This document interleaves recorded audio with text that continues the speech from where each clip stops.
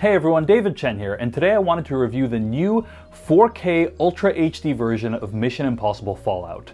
Note that this video will contain spoilers for the film. Now, big caveat here, I am not going to cover the technical specs of this disc in any sort of meaningful detail. I'm not good at that kind of stuff, and there are plenty of other channels and articles out there that will tell you exactly how good this transfer is. Instead, what I'm going to do is just generally cover how good the disc looks and sounds, and whether the special features in the packaging make it worth your while. Overall, I think this is a great Blu-ray package. Included in the box are 3 discs. A 4K UHD version of the film, which includes some special features like the commentaries, a Blu-ray version of the film, and then a Blu-ray disc that contains the rest of the special features. The biggest downside of this disc is that it doesn't match the box art for the recently released 4K UHD Mission Impossible box set. Really makes you wonder who Paramount is making these sets for, because in general, anyone who's going to buy a 4K UHD box set of all the Mission Impossible films is probably going to want those discs to match in terms of their box art. Just going out on a limb there. In terms of how the feature presentation looks, it's great. This movie is shot and lit beautifully and loses very little in its journey to the small screen. Of course, Mission Impossible Fallout was shot on a mix of film and digital, and this does make for an occasionally jarring viewing experience, but this is something that was present in the theatrical presentation as well. The sound mix is also great, and it's a particularly great way to experience composer Lorne Balfe's score, which is one of my favorites of the franchise. When it comes to the special features, the highlight here is the feature-length commentary featuring Tom Cruise and director Christopher McQuarrie. McQuarrie is an extremely generous filmmaker. Even before this disc was released, I've probably listened to about 8 to 10 hours of interviews with him. But even so, I still learned a few things about the production of this film listening to this commentary. And if you're a fan of Tom Cruise, it's great to hear his enthusiasm for the storytelling and the stunts of this movie. He seems genuinely excited about the movie and grateful to his cast and crew to have had the chance to make it. On the special features disc, there are a few cool things worth noting. First of all, instead of deleted scenes, there's a deleted scenes montage. It's a bunch of deleted scenes cut together with finished color grading and visual effects set to music.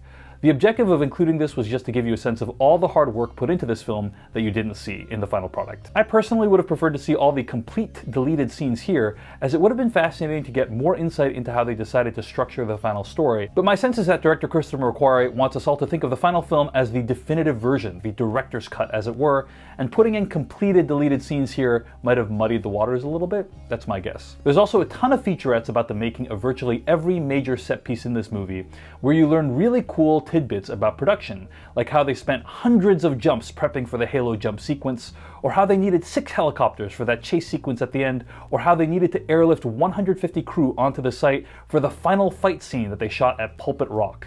It's all fascinating stuff, and it reminds me of the heyday of Blu-rays when discs were just loaded with content. But it's not all perfect. One downside is that a lot of the special features are edited in a really distractingly frenetic way. Like, it felt like the person making these didn't trust they could hold the audience's attention throughout literally the entire special feature. So you end up with sequences where they are cutting mid-sentence, and you have like 4 or 5 people contributing to that same sentence. He just lets go. They just unlock it and it's a free fall. It's a free fall to the back. As Tom was shooting the drop for the first time, Rebecca and I were standing on the set. You could see Tom dangling from this helicopter, and Rebecca walked up to me and said, "What is he doing?" After a while of watching stuff like this, it just got pretty distracting. I felt like, hey, what you're showing me is already pretty impressive. Please don't edit this to ribbons. Thank you. The second thing I want to point out is that everything on this disc and these special features is meant to convince you that Tom Cruise risked his life to make this movie. I mean, just take a look at this bizarre booklet that comes with the film. It says here, Tom Cruise, Mission Impossible Fallout, stunts, raising the bar. And inside there's just a couple of quotes. Like for the Halo jump, it says, "The biggest risk of being at 25,000 feet is hypoxia, which is oxygen starvation.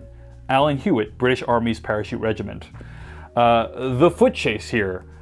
Christopher McQuarrie says, "Tom nailed the stunt, but he knew right away he had broken his ankle and ran as far as he could to get off camera before he collapsed." And finally here, the cliffhang. Christopher McQuarrie says, "This was the first sequence we shot after the break, and Tom and Henry were up there in the freezing cold on very treacherous terrain.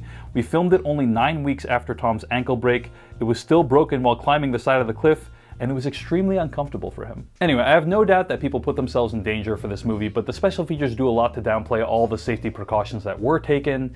It's never about, here are 15 things we did to make sure Tom Cruise didn't die. It's always about, here are all the ways things could have gone wrong for Tom Cruise. I'm not sure if we should be celebrating the fact that Tom Cruise almost died to make this movie. On the one hand, yes, we're living in an age where advancements in CG have made audiences skeptical of virtually anything they see on screen. And it genuinely is impressive that Tom Cruise did a lot of this stuff practically. But it's also true that a lot of it was augmented with visual effects, and the special features barely talk about any of that at all. For me, I would have been much more interested in how they were able to combine both the practical and the digital, and how the director made those calls. But fundamentally, that's not the story that these features are interested in telling. In a time where stunt people have actually died while making movies quite recently, the idea that this billionaire risked his life for us just feels like a weird message to hammer home in this piece of mass market entertainment.